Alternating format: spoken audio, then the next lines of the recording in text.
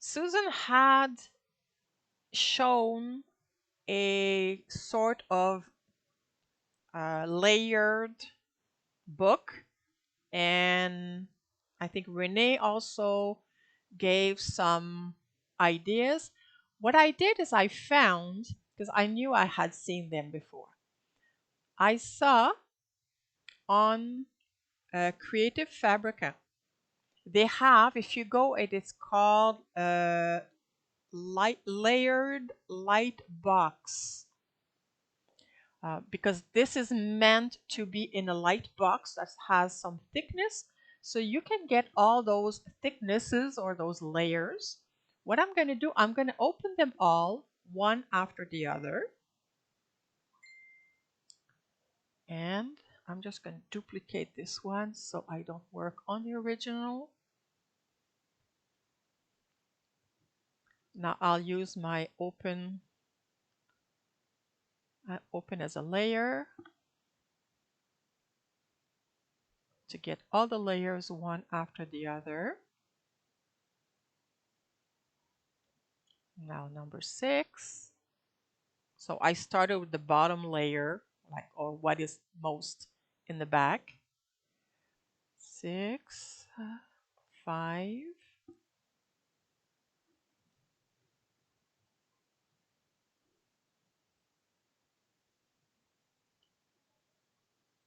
4,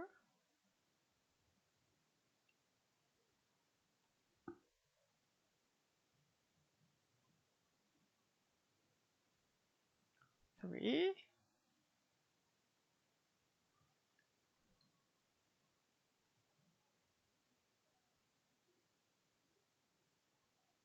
almost there, 2,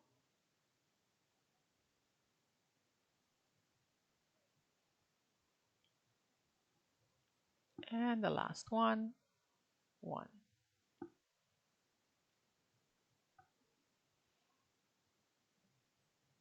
So looking at the image here, you don't see much, of course, but you can see in the layers palette all those layers being one on top of each other.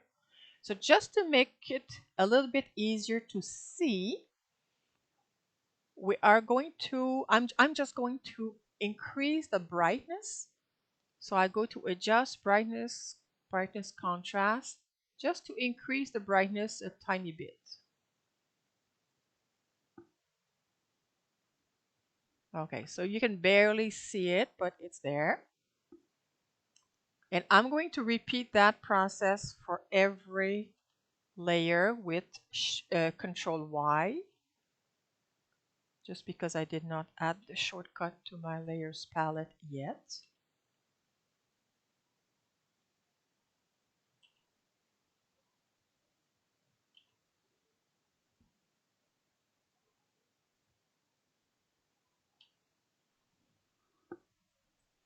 I think some of those layers were not completely black. I think this one looks like, oh, don't move anything. Okay, so you won't see as much, and maybe I will actually, excuse me, I'll just undo this to make it lighter than that.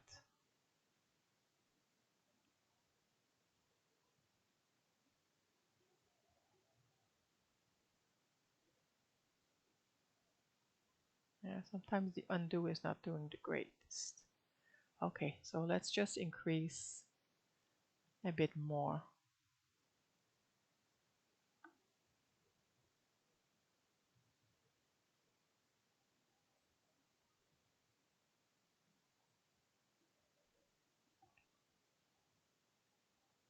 Okay. Remember that shadows are black, so if you want to shadow on something that is black, you won't see it very well. Excuse me.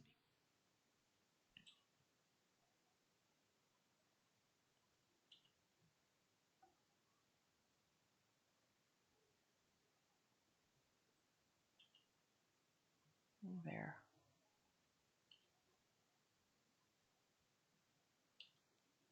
Maybe my Control Y did not work very well. So right now it doesn't look like much, but the trick at this point is to add a very unusual shadow. And you go to the drop shadow. I'm going to do it at 0, 0, because I really don't want to have a light specifically coming from a direction. So it's going to be 0. The opacity, I'm going to put it at 100. And I also want the blur now to be really high. Do you see a little bit less shadowing here? You can start to see it.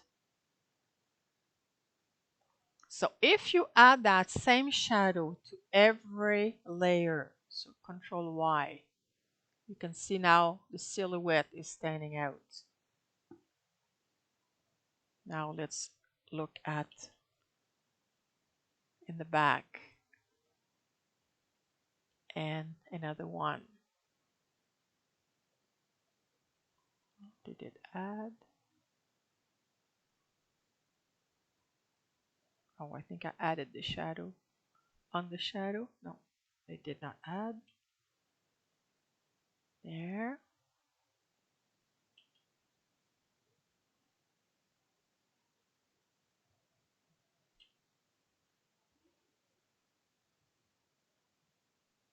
And there.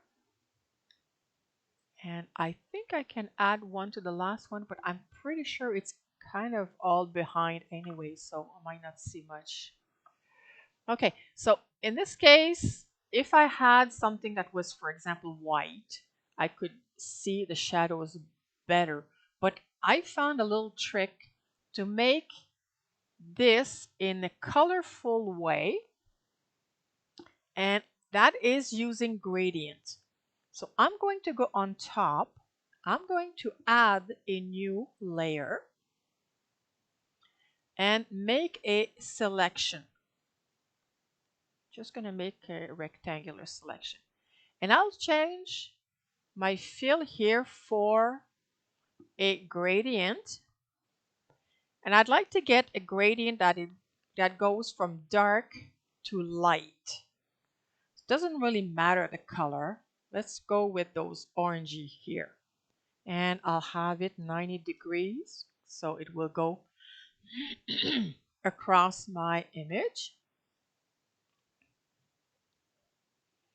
And this is only going to be used to find interesting colors.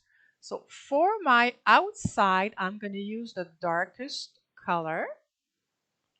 So holding the Control key, I can click here, making sure I use all layer because eventually I'm going to be on a different layer. There. And on the top layer, I'll lock the transparency. Go back to the solid because if you keep the gradient, it's not going to work. And you get that color. You can make it darker later. And unlock the transparency. Now the next one, again, you lock the transparency and you pick another color that's slightly lighter. And you fill it. Unlock. This one, lock. Picking another color. Maybe I'll go a little lighter. Here, unlock. Next one, lock. Let's go with another color. Maybe I'll go a little lighter. Okay. Now another one, lock.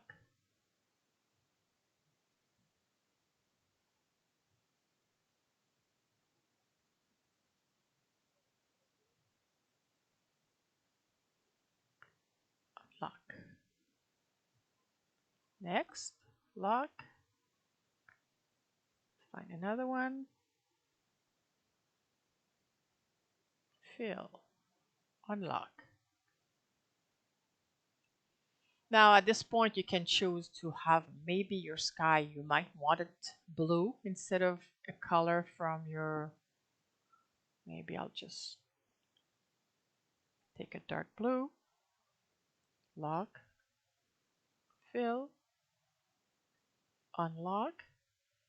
And then this layer here will show, so you can decide whether it's the sun or the moon. So I guess if it's the moon, everything should be pretty much darker. So I'm going to use that lighter orange and whoop, lock the transparency.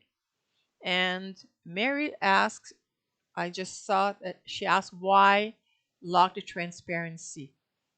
And the reason is that by locking the transparency, it will only replace the non-transparent layers. So as a demonstration, let's go to the front one layer. If I just click, the whole layer will fill. If I lock the transparency, only the non-transparent will fill. So it's a great way to fill everything without having to paint. And this is how you can create, I'm just going to hide this one, an effect with those extreme shadows.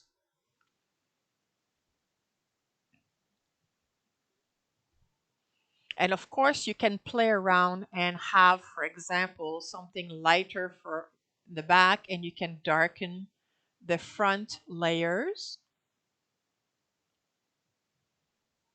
to make the focus really something like that. And I can just darken this one too. And you can play with the colors also. I mean, I use orange colors, but you could decide to have green where there's greenery and blue for the water. And you can also paint and just using, again, this is the layer that has the water. Maybe if I want to have blue water, I can just use my brush. And while I lock the transparency, I can go and, let's see, I'm going to have a lighter blue, larger brush, and paint. And you can see it's going to paint only where there are non-transparent pixels. So you don't have to have the whole layer the same color. You can play around. You can paint the little silhouette separately. You can add greens, touch of greens. I can go and on top and have, oops, you see what happens if I don't lock the transparency. I thought I'd click. I can have some greens. I can change to a dark green.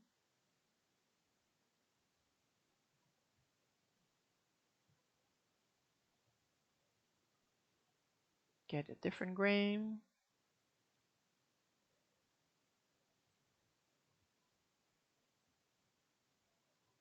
And really play around. It's once you lock the transparency, you can paint and not have to worry about painting too past the lines. It's possible. Donna says that Creative Fabrica has a free Santa's sleigh shadow box. It's possible that's the kind of thing that they would do. But what you can do is go to the site and search. Maybe you can keep an eye then for your freebies. And, they might have, I don't know if they have one for maybe Valentine's Day at this point. But now I was thinking that maybe you would want to do something like that from scratch. Why not? Okay, so I'm going to show you something I think is going to be fun. Um, I'm going to use a heart just because it's Valentine's Day and it's kind of a good time. It's not Valentine's Day, but almost. So what I'm going to do is use a preset shape.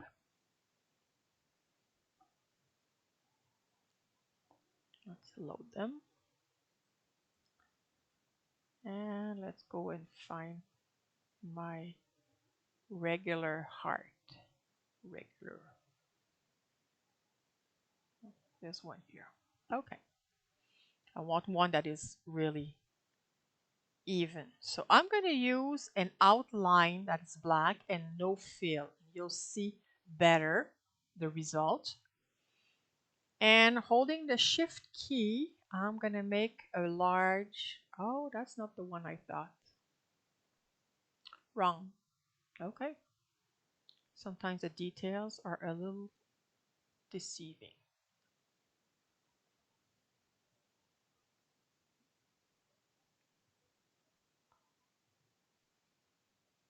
This one. Okay.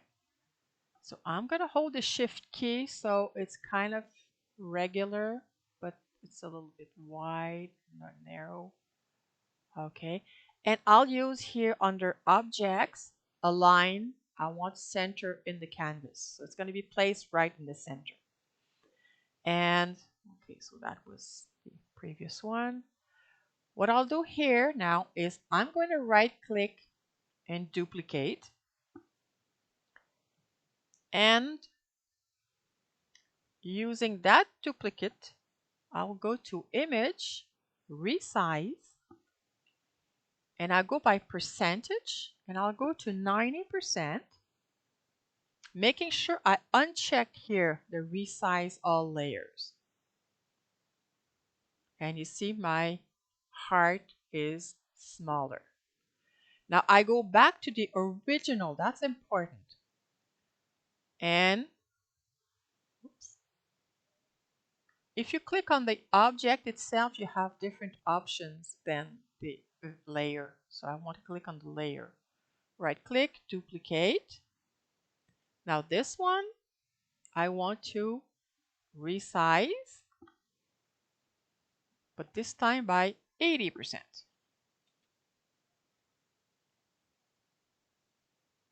Now why didn't not do it?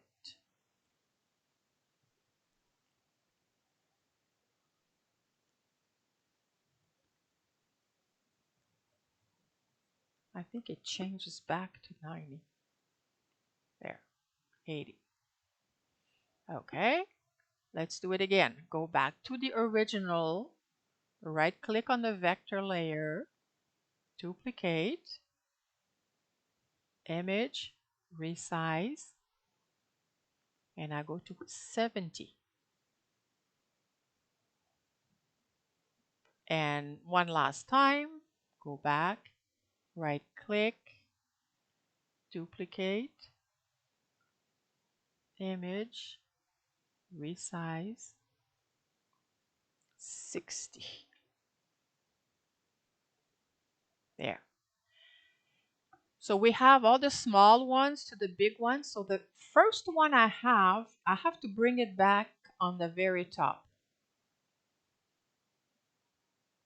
You'll see why. So now that we have everything really nicely centered, I go to selection from vector object.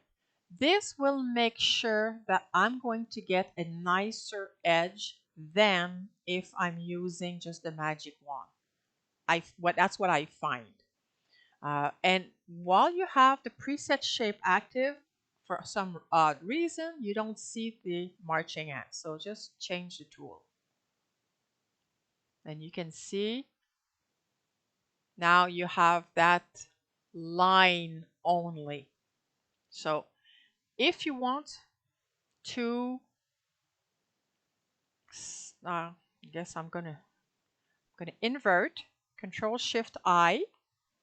So everything is selected except for the line.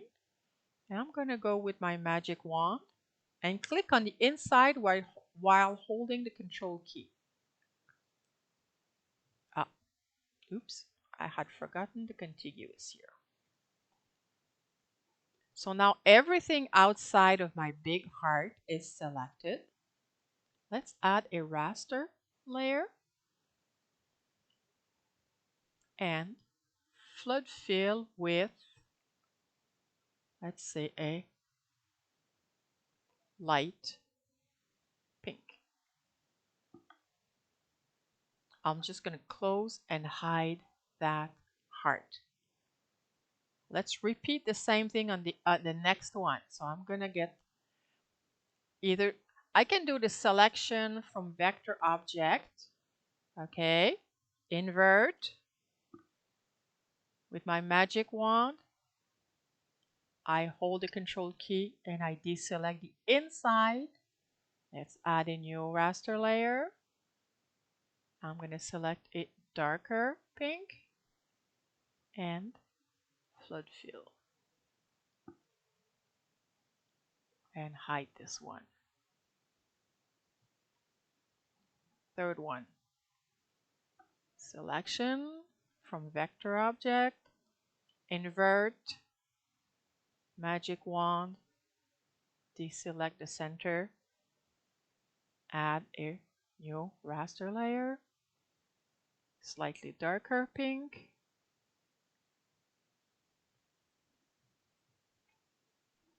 there, we're doing good. Next one,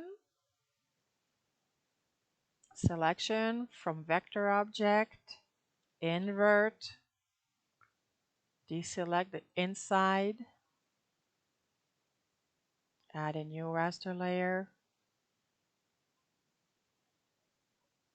and I'll choose a darker.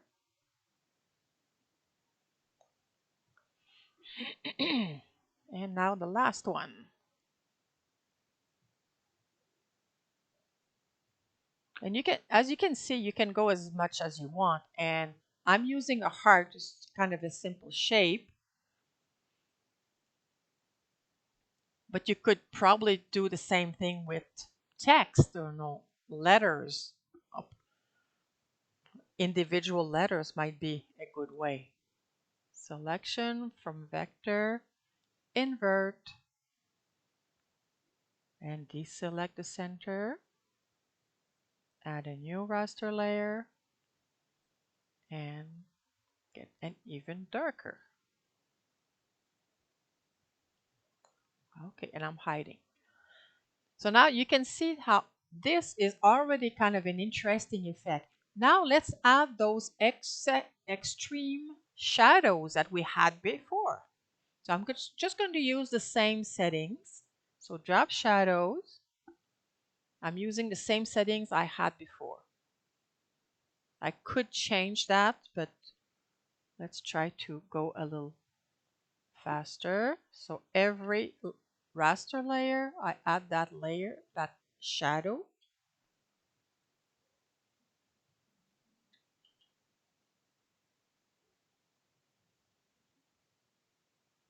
And you can see how that effect is really interesting. And you can have a photo in the center, you can have text, you can have a message, and that back layer, I can just fill it with white.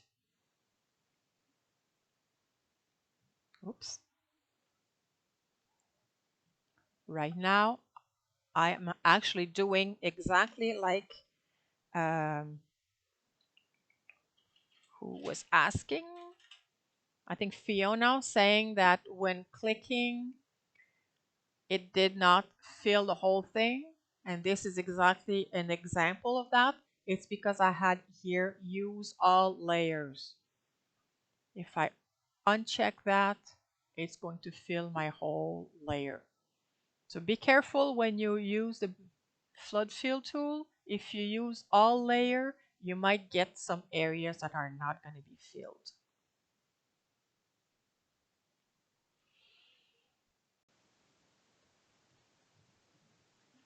Hey there! I hope you found this information helpful.